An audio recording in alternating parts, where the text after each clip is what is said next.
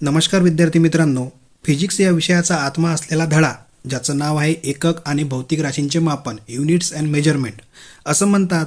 ज्याला फिजिक्सवर कमांड पाहायची असेल किंवा ज्याला फिजिक्स हा विषय स्वतःचा मजबूत करायचा असेल त्याला हे पहिलं चॅप्टर एकक आणि भौतिक राशींचे मापन हे यायलाच पाहिजे आणि हे त्याचं पाठच असलं पाहिजे. तर आपण आज हा धडा शिकणार आहे किंवा याचा अभ्यास करणार आहे. तर त्यापूर्वी व्हिडिओला लाईक आणि चॅनलला सबस्क्राईब करून घ्या. दिवसभरात आपण काही ना काही कामं करत असतो. मग ते कामाची असो किंवा रिकामी असो, दिवसभर आपले काही ना काही उद्योग चालू असतात, व्यवहार चालू असतात. तर हे व्यवहार करण्यासाठी आपल्याला मोजमाप करायची खूप आवश्यकता पडते. त्यामुळे आपल्याला मोजमाप करणे हे आलं पाहिजे. समजा तुम्हाला चहा प्यायचा आहे, तुम्ही चहा करायला गेले पण बघता तर काय तुमच्या घरात साखरच नाही आहे. तुम्ही लगेच किराणा दुकानावर गेले, दुकानदाराला बतले मला साखर द्या. तो सर्वात आधी तुम्हाला काय विचारेल, ते किती देऊ, साखर किती देऊ. मग तुम्ही त्याला सांगणार अर्धा किलो द्या, 1 किलो द्या, 2 किलो द्या. पण तुम्हाला जर किती किलो हा शब्द माहीतच नसेल आणि तुम्ही फक्त दुकानदाराला बतलं मला 1 साखर द्या, मला 2 साखर द्या, मला अर्धा साखर द्या, तर दुकानदार तुम्हाला देऊ शकेल का? नाही देऊ शकणार. म्हणून तुम्हाला हे जे मोजमाप आणि एकक ह्या गोष्टी आल्या पाहिजे. म्हणून हा विषय फिजिक्सचा आत्मा आहे. युनिट्स आणि मेजरमेंट शिवाय फिजिक्स अर्धवट आहे किंवा ते जिवंतच राहू शकत नाही. तर बघा, तुम्हाला चित्रामध्ये दिसत असेल 4-5 वस्तू आहेत. जसे वांगे झालं, हा झाला धागा, हे पालेभाज्या, ग्लास, अंगठी आणि कपडे. जर मी तुम्हाला असं म्हटलं, असा बॉक्स केला आणि विचारलं या बॉक्समध्ये किती चित्र आहेत, तर तुम्ही म्हणणार 1 2 3 4 5 6. बॉक्समध्ये 6 चित्र आहेत. पण जर का मी या चित्रामध्ये असे छोटे छोटे लाईन काढतो, खूप छोटे अशा लाईन काढतोय पिवळ्या कलरनी, आणि मग तुम्हाला विचारतोय की आता सांगा ह्या लाईन्स किती आहेत त्या चित्रामध्ये, तर तुम्ही म्हणणार असंख्य आहेत, खूप साऱ्या काढल्या आहेत, मोजू नाही शकत. बरोबर ना? बघा आता मोजावर किती वेळ लागणार, याला मोजायला खूप वेळ लागणार. म्हणून काही वस्तू आपण नगाने मोजू शकतो आणि काही वस्तू, जसं हे ज्या वस्तू आहेत आतमध्ये हे आपण नगाने मोजल्या. पण काही ज्या वस्तू आहेत ज्या हे पिवळ्या कलरने मी लाईन्स मारल्या, ह्या आपण अशा मोजू शकत नाही कारण की खूप वेळ लागणार. म्हणून काही वस्तू ज्या आहेत त्या आपण नगाने मोजू शकतो आणि काही वस्तू ज्या आहेत त्या आपण त्याच्यासाठी वेगळं काहीतरी आपल्याला माप द्यावं लागेल. म्हणून आपण kilogram, litre, metre per second अशा प्रकारचे माप तयार केले आहेत. हे माप काही निसर्गाने स्वतः तयार केलेले नाहीत, हे आपण आपल्या अभ्यासासाठी किंवा आपल्याला समजण्यासाठी तयार केलेले माप आहेत. तर सर्वात आधी आपल्याला बघावं लागणार भौतिक राशी, त्यालाच इंग्रजीमध्ये फिजिकल क्वांटिटी म्हणतात. बघा, दैनंदिन जीवनात वेगवेगळ्या वस्तू व पदार्थांचे मापन केले जाते. जसं मी तुम्हाला सांगितलं या चित्रामध्ये वस्तू किती आहेत, तसंच दैनंदिन जीवनात वेगवेगळ्या वस्तू व पदार्थांचे मापन केले जाते. उदाहरणार्थ फळभाज्या, धान्य, त्यांचे वस्तुमान, फळभाज्या धान्य यांचे वस्तुमान, शरीर, द्रव पदार्थ यांचे तापमान, द्रव, स्थायू, वायू यांचे आकारमान, विविध पदार्थांची घनता, वाहनांचा वेग इत्यादी. वस्तुमान, वजन, अंतर, वेग, तापमान, आकारमान इत्यादी राशींना भौतिक राशी म्हटले जाते. काय समजते याच्यातून तुम्हाला? साध्या शब्दात सांगायचं झालं तर आपण ज्याही वस्तू मोजू शकतो किंवा अंकाच्या साहाय्याने लिहू शकतो त्याला आपण भौतिक राशी म्हणू. येते का डोक्यात? बघा समोर, भौतिक राशींचे परिणाम त्यालाच मॅग्निट्यूड म्हणतात. याला जर सोप्या भाषेत म्हणायचं झालं तर यालाच अंक म्हणतो आपण. अंकानी ज्याला लिहितो ते म्हणजे परिणाम. सांगण्यासाठी मूल्य, व्हॅल्यू व एकक यांचा वापर करतात. उदाहरणार्थ आपण उदाहरण जर बघितलं, याला कट करतो. बघा, स्वराली दररोज 2 किलोमीटर चालते. या उदाहरणामध्ये अंतर या भौतिक राशीचे परिमाण स्पष्ट करताना 2 हे अंतराचे मूल्य असून किलोमीटर हे अंतराचे एकक आहे. म्हणजे काय, सोराली 2 किलोमीटर दररोज चालते. हे काय आहे, हे अंतर आहे. अंतर काय आहे, अंतर आहे राशी. कोणती राशी, ते नाटकात दाखवतात ते राशी नाही, भौतिक राशी. अंतर आहे भौतिक राशी. त्याच्यामध्ये बघा, ह्या 2 काय आहे, हा झाला अंक, यालाच मॅग्निट्यूड म्हणतात. आणि हे किलोमीटर काय आहे, तर हे याचं एकक आहे. जर आता मी हे किलोमीटर न म्हणता फक्त 2 म्हणतो, सोराली 2 चालते. अरे पण 2 काय, तो परिमाण व्यक्त करण्यासाठी आपल्याला हे दोन्हीही सोबत लागतील. 2चा आकडा आणि हे किलोमीटर हा शब्द, यालाच आपण अंतर म्हणतो. आणि अंतर म्हणजेच भौतिक राशी. भौतिक राशीच्या व्याख्येत फक्त आपण जे अंकाच्या साहाय्याने व्यक्त करू शकतो तीच राशी येतात. जर मी तुम्हाला म्हटलं, आज मी खूप हसलो, तुम्ही अंकाच्या साहाय्याने हसण्याला व्यक्त करू शकता का, नाही करू शकत. म्हणून मग असे जे काही तुमचे इमोशन्स असतात किंवा भावना असतात त्यांना तुम्ही मोजू शकत नाही, त्या भौतिक राशीमध्ये येत नाहीत. भौतिक राशीमध्ये काय येणार, ज्यांना तुम्ही मोजू शकता आणि अंकाच्या साहाय्याने लिहू शकता. त्याच्यात साधारण गणिताचे जे क्रिया असतात, गणित, वजाबाकी, बेरीज हे करू शकता. जसं बघा, हा माणूस घोड्यावर बसलाय, घोड्यावर बसून हा किती किलोमीटर जाणार आहे, म्हणजे अंतर.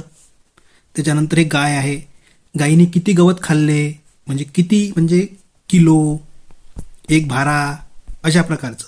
त्याच्यानंतर हे परत बघा, हा माणूस ओझं वाहून नेत आहे, तर तो किती अंतर चालून जात आहे, अंतर. त्याच्यानंतर बघा, इथं गॅसवर ठेवलेला गंज आहे, गंजामध्ये काहीतरी शिजवत आहे, तर किती लिटर. त्यानंतर बघा, इथं आपण एक हात दाखवलेला आहे, स्केलपट्टी आहे, हे अंतर मोजतोय आपण. इथं परत बघा, पाणी आहे ग्लासमध्ये, एका ग्लासमधून दुसऱ्या ग्लासमध्ये टाकतोय, किती पाणी टाकतोय, किती लिटर. त्याच्यानंतर परत स्केल, तराजू आहे बघा, याच्यामध्ये वजन दिलेलं आहे, इकडनं सोनं मोजतोय. ह्या काय आहेत, तर ह्या सगळ्या फिजिकल क्वांटिटी आहेत. चला समोर बघू आपण. हे बघा, फिजिकल क्वांटिटी, भौतिक राशी, याला आपण 2 प्रकारे डिवाइड करू शकतो. त्यातला एक प्रकार म्हणजे हा आणि एक प्रकार म्हणजे हा. सर्वात आधी तर मूलभूत राशी असतात आणि त्यानंतर उत्पन्न राशी किंवा डिराइव्ड क्वांटिटी, यालाच साधित राशी पण म्हणतात. साधित. मग मूलभूत राशी म्हणजे काय, तर बघा, आता सपोज मला 1 किलो साखर आणायची आहे, तर साखर आणताना मला किलो या व्यतिरिक्त काही दुकानदाराला सांगावं लागतं का, की मला 1 किलो लिटर साखर दे, असं काही करावं लागत नाही ना. मला जर फक्त साखर पाहिजे असेल तर मी त्याला किलो सांगेल. म्हणजेच काय, तर अशी कोणतीही राशी, अशी कोणतीही वस्तू, पदार्थ जे व्यक्त करण्यासाठी दुसऱ्या कोणत्याही वस्तू व पदार्थावर अवलंबून नसते, त्याला आपण मूलभूत राशी म्हणतो. आणि त्याच्या उलट साधित राशी किंवा डिराइव्ड क्वांटिटी म्हणजे काय, की अशी राशी जिला व्यक्त करण्यासाठी ती दुसऱ्या कोणत्या तरी राशीवर अवलंबून असते. याचा मी फोटो आणलेला असेल, दाखवतो, एकच मिनिट. हे बघा, मूलभूत राशी, ज्या राशी इतर कोणत्याही राशींवर अवलंबून नसतात अशा राशींना मूलभूत राशी म्हणतात. जसं लांबी मोजण्यासाठी आपण काय वापरतो, मीटर वापरतो, सेंटीमीटर वापरतो, किलोमीटर वापरतो. या व्यतिरिक्त सेंटीमीटरसोबत किलोग्रॅम लिहितो का, नाही लिहित. म्हणून याला मोजण्यासाठी दुसऱ्या कोणत्याही राशीची गरज नाही. तसंच वस्तुमान, वेळ आहे, तापमान आहे, विद्युतधारा, प्रकाशाची तीव्रता, ह्या इत्यादी गोष्टी आहेत, यांना मोजण्यासाठी आपल्याला दुसऱ्या कोणत्याही राशीची गरज पडत नाहीत. ह्या एकट्या स्वावलंबी आहेत. आपला हात जगन्नाथवाले आहेत, ह्या पिक्चरच्या हिरो आहेत आपल्या. याला कोणत्याही दुसऱ्या हिरोची आवश्यकता नाही आहे. हे स्वतःच गुंड्याले मारतातही आणि हिरोईनले वाचवतातही. आणि उत्पन्न राशी किंवा डिराइव्ड क्वांटिटी, ज्या राशी व्यक्त करण्यासाठी इतर राशींवर अवलंबून असतात अशा राशींना साधित राशी म्हणतात. म्हणजे काय, की ज्या दुसऱ्या राशीवर अवलंबून आहेत त्यांना साधित राशी म्हणतात. जसं गती, त्वरण, बल, कार्य, संवेग. आता यातला आपण गती घेऊ. गती म्हणजे काय, स्पीडचा तुम्ही गणितामध्ये फॉर्म्युला बघितला असेल. इथं काय लिहितो आपण? अंतर, अंतर भागीला वेळ. हाच फॉर्म्युला आहे ना स्पीडचा. आता स्पीडला व्यक्त करण्यासाठी आपल्याला अंतराचं पण काम आहे आणि वेळेचं पण काम आहे. समजा मी म्हणतोय की 10 किलोमीटर अंतर हे 2 तासामध्ये चालले, मग याचं उत्तर काय येईल? 5. म्हणजेच काय, स्पीड हे राशी मोजण्यासाठी आपल्याला अंतराची पण गरज पडत आहे आणि वेळेची पण गरज पडत आहे. अशा कोणत्याही राशी ज्या एका राशीवर अवलंबून नसून एकापेक्षा 2 राशींवर अवलंबून असतात व्यक्त होण्यासाठी, त्यांना आपण साधित राशी म्हणतो. आलं का लक्षात? आलं असेल.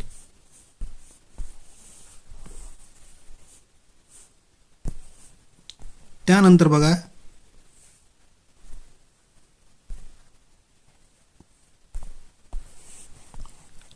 आणखी फिजिकल क्वांटिटी भौतिक राशीला आपण दुसऱ्या पद्धतीने सांगू शकतो, ते म्हणजे अदिश राशी आणि सदिश राशी. आता ह्या काय आहेत? अदिश आणि सदिश. तेव्हा याच्या शब्दातच दिलेला आहे. अदिश म्हणजे काय? अदिश.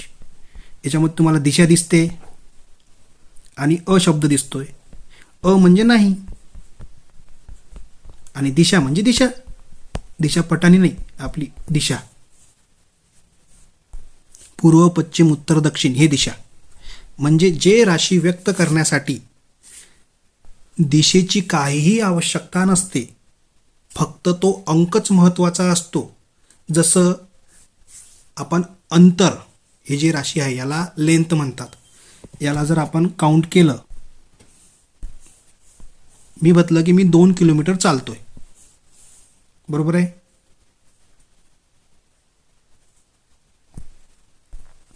दोन किलोमीटर चालत आहे.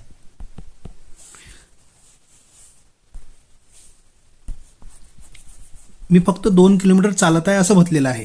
मी असं म्हटलेलं का की मी इकडे चालतोय की इकडे चालतोय की इकडे चालतोय की इकडे चालतोय? कोणतीही दिशा मी सांगितलेली नाही आहे. मी फक्त एवढं म्हटलं की मी 2 किलोमीटर चालतो. मग आता ते कुठं पण असू शकते, आपल्याला माहीत नाही ना. चारही दिशेने जाऊ शकतो आपण 2 किलोमीटर. मग अशी जी राशी राहते की ज्याच्यात फक्त आपल्याला अंक दिलेला असतो, त्यालाच परिमाण म्हणतात, त्यालाच मॅग्निट्यूड म्हणतात. आणि दिशा दिलेली नसते. दिलेली नसते म्हणजे दिशेची गरजच पडत नाही आपल्याला ते राशी व्यक्त होण्यासाठी. अशा राशींना अदिश राशी म्हणतात. आणि सपोज मी आता यातच उदाहरण घेतो की मी तुम्हाला म्हटलं की मी पूर्व दिशेने 2 किलोमीटर चाललो. आता याच्यामध्ये काय समजू राहिलं तुम्हाला? 2 किलोमीटर आकडा तर आहेच आहे आपल्याकडं, त्याच्यासोबत आपल्याला दिशा पण दिलेली आहे. म्हणजे याचा अर्थ हा होऊ शकतो का की तुम्ही 2 किलोमीटर पश्चिमच्या दिशेने गेलेले आहे? नाही. किंवा तुम्ही उत्तरच्या दिशेने गेले? नाही. याचा अर्थ हाच आहे की तुम्ही 2 किलोमीटर पूर्वच्याच दिशेने गेलेले आहे. मग जेव्हा कधीही राशीला व्यक्त करण्यासाठी परिमाण आणि त्याची दिशा ह्या दोन्ही गोष्टी दिलेल्या असतात, त्या राशीला सदिश राशी म्हणतात. तिलाच व्हेक्टर क्वांटिटी म्हणतात, स्केलर आणि व्हेक्टर. सपोज आपण कापडच्या दुकानात गेलो आणि कापडच्या दुकानातून शर्ट शिवण्यासाठी एक असा कापड विकत आणला. दुकानदाराने तुम्हाला मोजून दिलं की हा 5 मीटर कापड आहे. आता या कापड मोजण्यामध्ये तुम्हाला दिशेचं काम पडलं का? नाही, दिशेचं काम तुम्हाला पडलेलं नाही आहे. तुम्ही कापड धरला, त्याने टेप लावला, मोजला, कापला आणि दिला. मग अशी जी क्वांटिटी आहे, अशी जी राशी आहे ज्याला दिशेची गरजच पडत नाही, तिला आपण अदिश राशी म्हणतो, स्केलर क्वांटिटी म्हणतो. आणि ज्या राशीला व्यक्त करण्यासाठी आपल्याला दिशा आणि परिमाण या दोघांची आवश्यकता असते, त्या राशीला आपण सदिश राशी म्हणतो. नावातच आहे सदिश. अदिश. अ म्हणजे नाही, दिश म्हणजे दिशा. सदिश. स म्हणजे आहे, दिश म्हणजे दिशा, ज्याच्यासोबत दिशा आहे ती. त्यानंतर बघा, हे झालं आपण सदिश हे राहिलं होतं. परिमाण म्हणजे अंक आणि दिशा या दोघांचाही आवश्यकता असते, तिला काय म्हणतात? सदिश. उदाहरणार्थ वेग, वेग म्हणजे वेलॉसिटी, बल, बल म्हणजे फोर्स, संवेग म्हणजे मोमेंटम, सॉरी संवेग म्हणजे मोमेंटम, वजन म्हणजे मास, त्वरण म्हणजे ॲक्सलरेशन आणि विस्थापन म्हणजे डिस्प्लेसमेंट. आणि अदिश म्हणजे काय, तर फक्त परिमाणाची म्हणजे फक्त अंकाची गरज असते, बाकी काही गरज नाही त्याला. जसं वस्तुमान, चाल, प्रभार, आकारमान, तापमान, घनता, कार्य, ऊर्जा.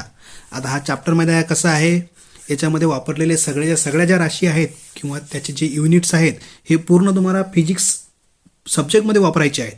तुम्ही जसं जसं नेक्स्ट चॅप्टर वाचत जाणार, जसं नेक्स्ट चॅप्टर काय येणार तर त्याच्यामध्ये फोर्स नावाचं येणार. तर फोर्समध्ये तुम्ही हे शिकणार की फोर्सचं फॉर्म्युला काय आहे, तो डिराईव्ह कसा झाला, त्याच्यानंतर ते समजा दिली कुणं. तर तुम्ही जसजसे समोर नेक्स्ट चॅप्टर वाचत जाणार किंवा त्याचा अभ्यास करत जाणार तर तुम्हाला ह्या गोष्टी लक्षात येतील हळूहळू. इथं तुमच्या हे लक्षात आलं असेल की सदिश राशी म्हणजे काय आणि अदिश राशी म्हणजे काय. बघा, गाडी चालताना दाखवलेली आहे, गाडीचा स्पीड दाखवलेला आहे. स्पीड म्हणजे काय, स्केलर क्वांटिटी. त्याच्यानंतर weight is a vector quantity, म्हणजे जर तुम्हाला वजन करायचं आहे, वजन करायचं असेल तर तुम्हाला ते जे काही वस्तू आहे ते काट्यावर ठेवावे लागेल, तेव्हाच वजन दाखवेल ना. किंवा तुम्ही काटा वर ठेवा, त्याच्या खाली वस्तू ठेवा, तर वजन दाखवेल काय, तो नाही दाखवणार. म्हणजे वजन या गोष्टीला दिशेची गरज आहे. तुम्ही खालच्या दिशेने जेव्हा काट्यावर तिला ठेवणार वस्तूला तेव्हाच ती वजन दाखवेल, असं तर नाही होणार ना.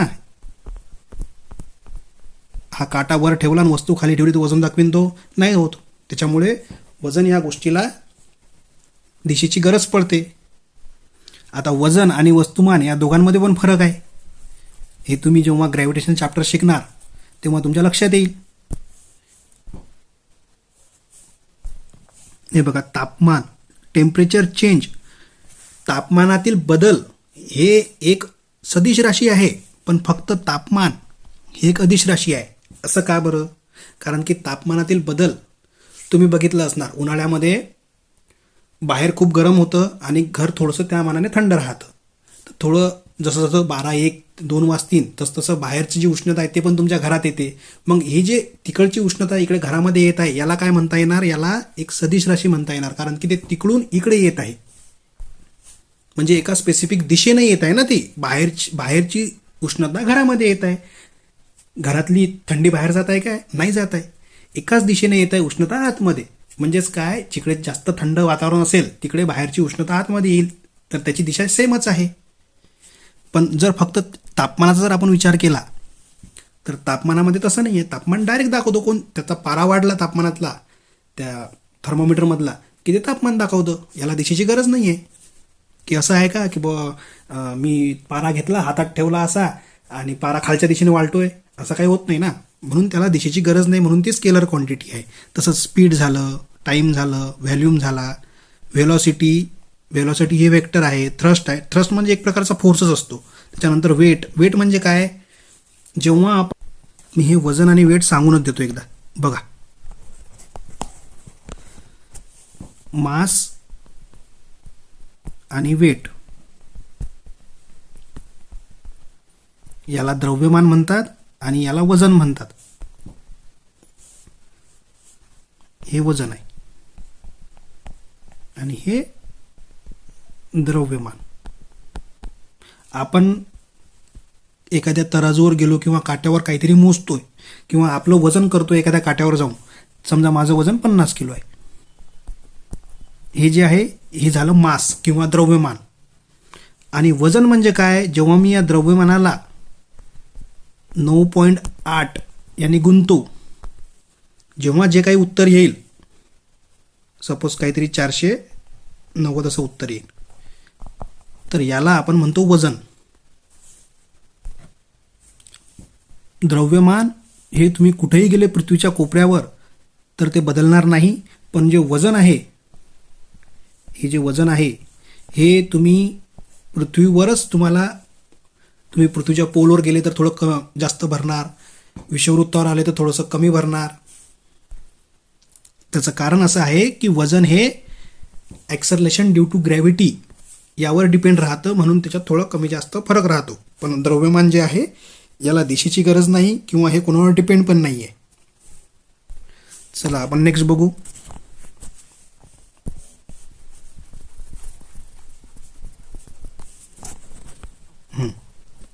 आता आपण वर जे फिजिकल क्वांटिटीला डिवाईड केलं होतं, एका साईडनं दिलं होतं मूलभूत राशी, त्याच्यानंतर दुसरं होतं उत्पन्न राशी किंवा साधित राशी, आणि दुसऱ्या साईडने बदललं होतं आपण अदिश किंवा सदिश राशी. आता अदिश आणि सदिश राशीला बाजूला ठेवा.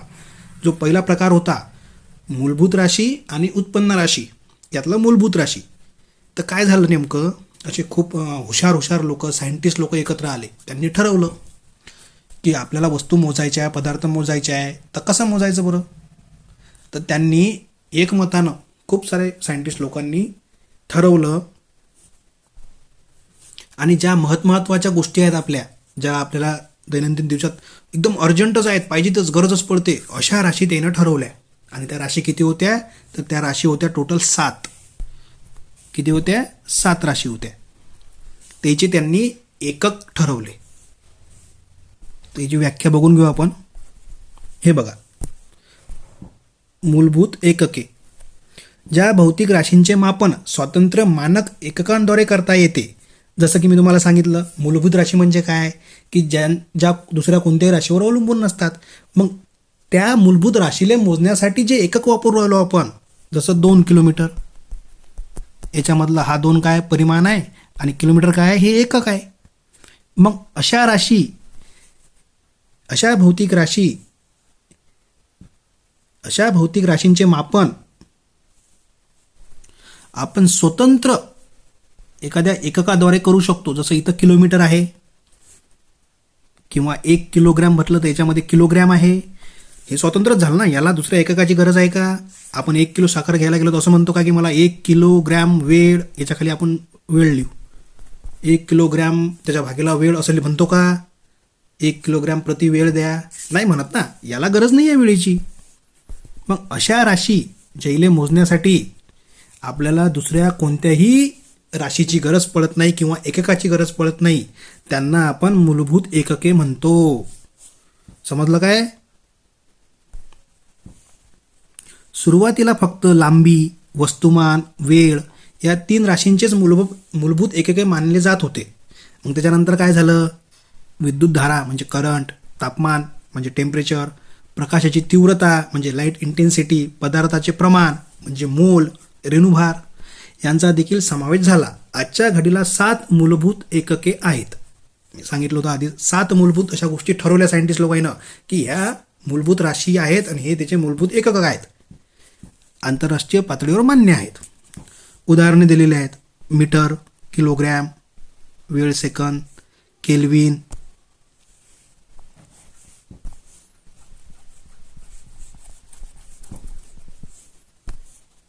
ॲम्पियर, कॅन्डेला, मोल. मी चार्टच बनवलेला आहे, हे बघून घ्या. हे 7 राशी आहेत, त्यांचे मूलभूत एकक आहेत. पहिलं बघा, लांबी, लेंथ. त्याचं चिन्ह काय आहे, लांबीला जर तुम्हाला मोजायचं असेल तर आपण मीटरमध्ये मोजतो, वस्तुमानाला मोजायचं असेल तर किलोग्रॅममध्ये मोजतो, वेळेला मोजायचं असेल तर सेकंदमध्ये मोजतो, तापमानाला मोजायचं असेल तर केल्विनमध्ये मोजतो, सेंटीग्रेडमध्ये नाही, केल्विन पाठ करून ठेवायचं. ह्या 7 गोष्टी पाठच असल्या पाहिजे. विद्युत प्रवाह, इलेक्ट्रिक करंट, त्याला आपण ॲम्पियरमध्ये मोजतो.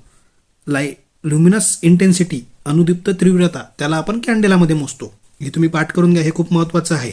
आणि त्याच्यानंतर हे जे एकक आहे, आपण मराठीमध्ये असं लिहिलं तर याला शॉर्ट फॉर्ममध्ये कसं लिहितात, तर मीटरला मीटर एम लिहितात, किलोग्रॅमला केजी लिहितात, सेकंदला एस लिहितात, केल्विनला के लिहितात, ॲम्पियरला ए लिहितात, आणि कॅन्डेलाला सी डी लिहितात. याच्यामध्ये जर तुम्ही बघितलं ना, आणखी एक डायमेन्शन नावाचा चॅप्टर असतो, डायमेन्शन. पण तो आपल्या MPSC किंवा आपण जर केंद्राच्या परीक्षा दिल्या, जसं रेल्वे, SSC वगैरे, त्याच्यामध्ये कामाचं आहे. पण महाराष्ट्र लेवलवर जी परीक्षा होतात त्याच्यामध्ये डायमेन्शनला एवढं काही महत्त्व नाही, याच्यावर कधी प्रश्न येत नाही, त्याच्यामुळे आपण ते याच्यामध्ये बघणार नाही आहे. ठीक आहे, तुम्ही याचा स्क्रीनशॉट काढून घ्या आणि हे पाठ करून घ्या, हे खूप महत्त्वाचं आहे. त्यानंतर बघा, ह्या 7 तर आहेतच आहेत, आणि याला एक सपोर्ट, त्याला काय म्हणतात, सप्लिमेंटरी क्वांटिटी असतात, त्या आहेत 2. कोणत्या कोणत्या? तर एक आहे बघा, एक आहे प्लेन अँगल. याला आपण कशात मोजतो? रेडियनमध्ये मोजतो, रेडियन. आणि एक आहे सॉलिड अँगल, याला स्टेरेडियनमध्ये मोजतो. ठीक आहे, हे पण पाठ करा. अशा 7 आणि 2 9 आहेत. ठीक आहे, मूलभूत राशी, मूलभूत एकक 7 आणि त्याला सप्लिमेंटरी म्हणून 2. आणि यानंतर जे डिराइव्ड युनिट आहेत, म्हणजे ह्या 7 आणि 2 ह्या जर सोडल्या तर बाकी कोणतेही जे युनिट्स आहेत किंवा कोणत्याही राशी आहेत त्या साधित राशी म्हटल्या जातात. त्यालाच डिराइव्ड युनिट म्हणतात. म्हणजे ज्या डिराइव्ड राशींना आपण मोजण्यासाठी एकक वापरतो त्या एककांना डिराइव्ड युनिट म्हणतात. हे बघा, ज्या राशींचे मापन करण्यासाठी 2 किंवा अधिक मूलभूत एकके एकत्र वापरावे लागतात त्यांना साधित एकके म्हणतात. या एककांना स्वतंत्र अस्तित्व नसते. स्वतंत्र अस्तित्व म्हणजे कसं? जसं मी लिहिलं, स्पीड आहे 5 किलोमीटर प्रति घंटा. ठीक आहे, यातलं मी जर हे घंटा काढून टाकलं, अवर काढून टाकलं, तर याचा अर्थ काय होतोय? हे अंतरचं माप आहे 5 किलोमीटर. मग हे स्पीडचं माप राहत नाही ना, स्पीडचं एकक राहत नाही हे. त्याच्यामुळे याला स्वतंत्र अस्तित्व नसते, कारण ते मूलभूत एककांवर आधारित असतात. त्यातलं एक जर निघालं, जसं किलोमीटरमधलं मी हवर काढलं, तर तो पूर्ण अर्थच बदलून जातो. त्याच्यामुळे ते स्वतंत्र अस्तित्व नसते आणि ते मूलभूत एककांवर अवलंबून असतात. साधित राशी म्हणजे मूलभूत राशींमधून तयार झालेल्या राशी. हे मी आधीच सांगितलेलं आहे तुम्हाला. किलोमीटर आणि अवर या दोघांनी मिळून हे तयार झालं. याचे बघा उदाहरण दिलेलं आहे आपल्याला. मी हे कट करतो पहिले. अरे यार, ठीक आहे. हां, हे बघा, बल जसं फोर्स आहे. फोर्सला कसं लिहितो आपण? फोर्सचा फॉर्म्युला असतो M×A. M म्हणजे काय आहे? याला मास म्हणतात. आणि ए म्हणजे काय? याला ॲक्सलरेशन म्हणतात. मराठीमध्ये त्वरण. आणि याला द्रव्यमान.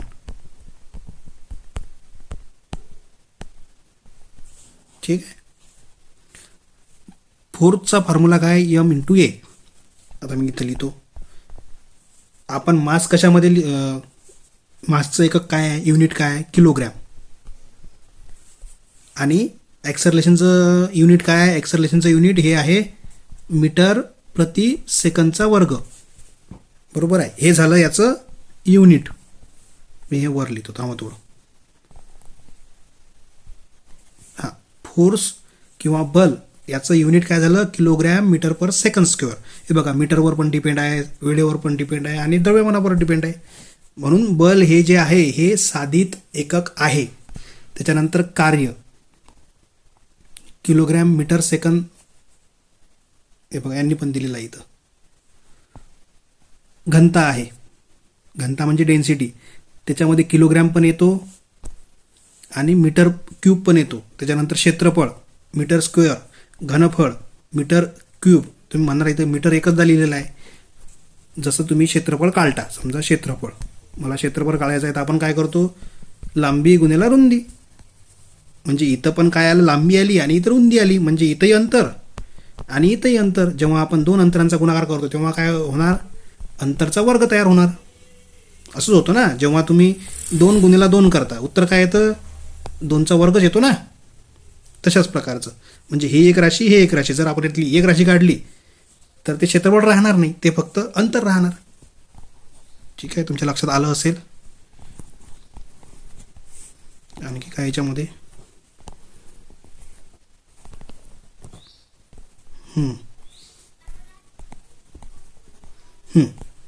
व्यवहारात वापरण्यासाठी वरील मूलभूत एककापासून काही मापके तयार केलेली आहेत. तुम्ही ते ऐकलं असेल. 10चा वर्ग 1, 10चा वर्ग 2, 10चा वर्ग 3, 10चा वर्ग 6, 10चा 9, 10चा वर्ग 12, 15 असे ऐकलं असेल. Centi, deci, deca, hecto, kilo, mega, giga हे तेच होते. हे जे आहे ना, हे तेच आहे. मी या बॉक्सपेक्षा तुम्हाला एक छोटंसं इथं समजून सांगतो. हे बघा, आपण अशी एक लाईन मारू. हे झालं आपलं मीटर.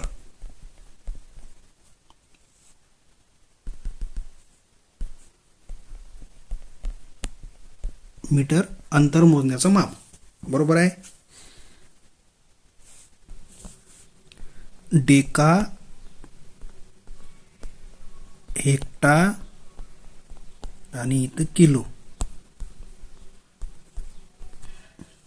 त्याच्यानंतर इकडे डेसी, सेंटी आणि मिली. हे जे 3 इकडचे आहेत आणि 3 इकडचे आहेत, आधी हे 3 आणि 3 6च पाठ करा. तुम्ही जेव्हा मीटरला गुणेला 10 करता तेव्हा डेकामध्ये उत्तर येतं. त्याच्यानंतर डेकाला जेव्हा 10ने गुणता तेव्हा हेक्टा उत्तर येतं, आणि जेव्हा हेक्टाला 10ने गुणता तेव्हा किलो उत्तर येतं. म्हणजे डेकाला 10चा पॉवर 1, याला 10चा पॉवर 2 आणि याला 10चा पॉवर 3. तसंच या साईडनं गेलं तर हे कमी होणारं माप आहे. डेसी, तुम्ही मीटरला जर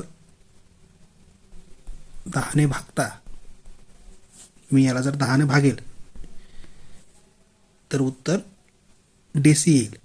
आता मी डेसीला जर 10ने भागेल तर उत्तर सेंटी येईल, आणि सेंटीला जर 10ने भागेल तर उत्तर मिली येईल. म्हणजेच काय, 10चा पॉवर -1, 10चा पॉवर -2, 10चा पॉवर -3. 3 वेळा म्हणा, पाठ होऊन जाईल. Deca hecto kilo, deca hecto kilo, deci centi milli, deci centi milli. आता हे 3 पर्यंत सांगितले मी. बाकीचे जे उरलेले आहेत ते इथं आहेत. बघा, deci, centi, milli, deca, hecto, kilo, kilo नंतर मेगा, मेगा नंतर गिगा. पण याच्यामध्ये फरक एवढा आहे की हे 10-10चा फरकने वाढत होते, कमी होत होते. सॉरी, हे किलोपर्यंत आणि मिलीपर्यंत 10-10च्या फरकाने कमी होत होते किंवा वाढत होते.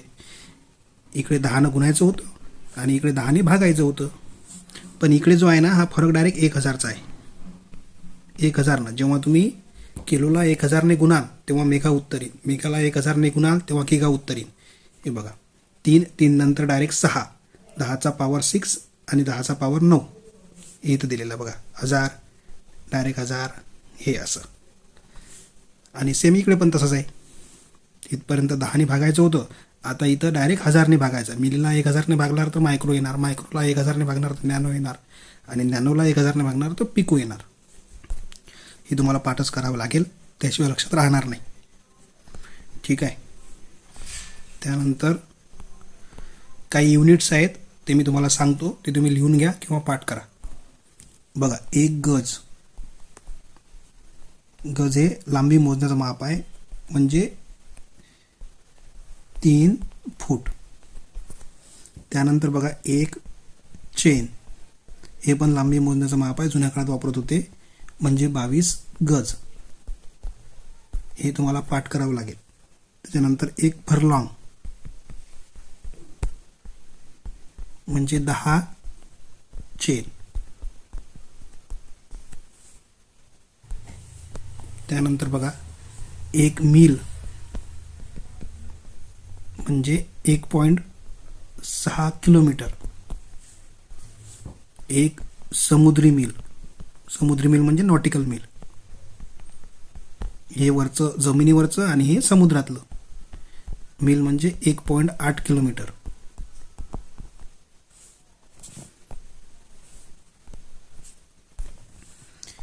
एक फैदम बरोबर 6 फीट. 1 फीट बरोबर 12 इंच. त्यानंतर 1 इंच बरोबर 2.54 सेंटीमीटर. हे पाठच करावं लागणार आहे तुम्हाला. त्यानंतर बघा, 1 बॅरल आणि एक गॅलन. हे बॅलन आणि गॅलन तुम्ही ऐकलं असेल, ते आपण क्रूड ऑइल मोजतो त्याच्यामध्ये. एक बॅरल, एक गॅलन. एक बॅरल म्हणजे 159 लिटर आणि एक गॅलन म्हणजे 3.8 लिटर. हे ब्रिटिश मापक आहे आणि हे अमेरिकन मापक आहे. ठीक आहे. त्यानंतर बघा, डायमंड मोजण्यासाठी कॅरेट नावाचं एकक वापरतात. एक कॅरेट म्हणजे सोन्यालाही वापरतात. 0.2 ग्रॅम. त्याच्यानंतर एक ओस म्हणजे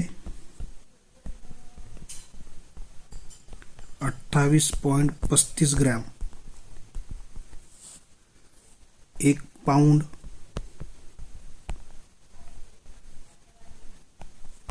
453 ग्रॅम.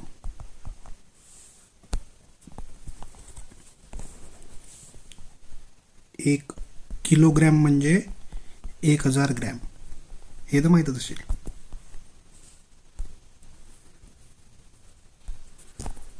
त्याच्यानंतर बघा, एक प्रकाश वर्ष.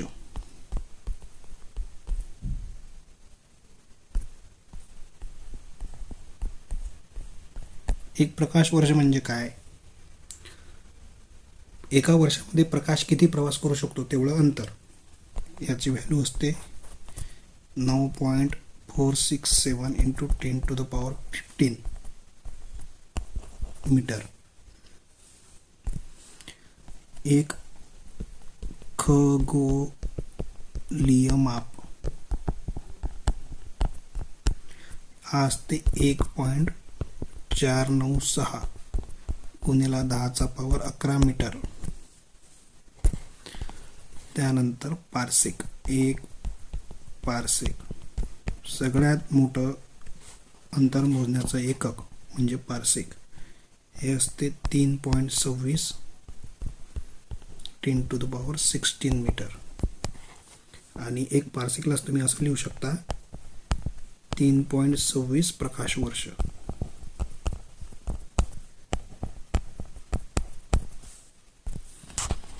त्याच्यानंतर एक एकर हे जमीन मोजण्याचं माप आहे. एक एकर म्हणजे 40 गुंठे. त्यानंतर बघा, मी तुम्हाला एक गोष्ट सांगतो, यावरची डिपेंड. आता इथं बघा, माझ्याकडे समजा 1 किलो साखर आहे. मला याला ग्रॅममध्ये लिहायचं आहे. मी कसं लिहिणार? 1 किलोग्रॅमचं युनिट काय आहे? केजी. आणि अंक काय आहे? 1. मग मी 1 इथं लिहिणार आणि याच्या गुणिला काय करणार? किलोग्रॅमचं काय आहे आपल्याकडे? हे बघा, 10⁻3 म्हणजे मी 10⁻³ असं लिहिणार. हे झालं मीटरमध्ये कन्व्हर्जन. मग हे किती येते बघा, 10⁻³ म्हणजे 1000. 1 गुणिले 1000 म्हणजेच किती? 1000. 1000 कुठे गेलं? 1000 ग्रॅम. सॉरी, इथं मी मीटर बोललो, ग्रॅम आहे ते. हे असं कन्व्हर्जन करतात. दुसरं उदाहरण घ्यायचं म्हणजे बघा,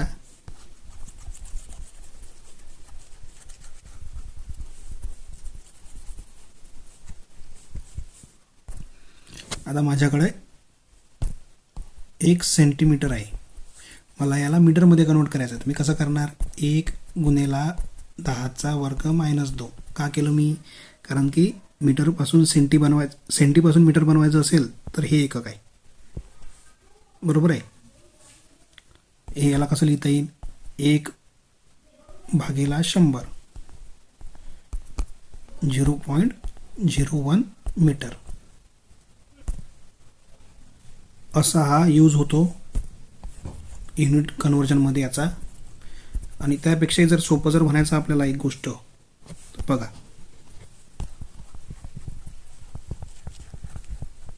जेव्हाही युनिट कन्व्हर्जन करायचं असलं, हे बघा, तुमच्याकडे सपोज 100 सेंटीमीटर हे अंतर आहे. आता याला तुम्हाला किलोमीटरमध्ये कन्वर्ट करायचं आहे. किती येईल ते 10चा पॉवर जे दिलेलं आहे ते जर बाहेर जात असेल तर काय करायचं, पहिले या 100 सेंटीमीटरला तुम्ही मीटरमध्ये कन्वर्ट करा. किती मीटर होतील तुम्हाला माहीत आहे? 100 सेंटीमीटर म्हणजे 1 मीटर, बरोबर आहे. आणि 1 मीटर 1000 मीटर म्हणजे 1 किलोमीटर. म्हणजे काय करावं लागेल आपल्याला, या 100 भागीला 1000 भाग द्यावा लागेल.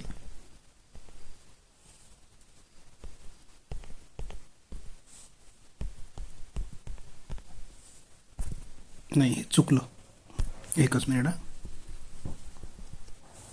हां, 100 सेंटीमीटर म्हणजे 1 मीटर आणि 1000 मीटर म्हणजे 1 किलोमीटर. मग आता जर तुम्ही